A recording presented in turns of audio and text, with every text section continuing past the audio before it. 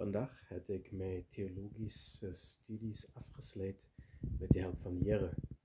En ik heb voor de Heere gezegd, ik zal hem al die lof, prijs en eer toekomen laten.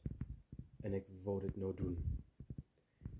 Er was een tijd in mijn leven, daar waar ik niks met de Heere te doen had. Ik heb gezegd dat God een leenaar is en zijn woord een lieg is. En God heeft mij gestraft, maar hij heeft mij ook vergeven, nadat hij mij gestraft heeft. En ik is onbeschrijfelijk blij voor alles wat de Heer in mijn leven gedaan heeft. En ik wil voor jullie zeggen, met God is niks onmogelijk. Alle eer, alle prijs, alle lof aan ons God. Die waarhaftige God, die God van Abraham,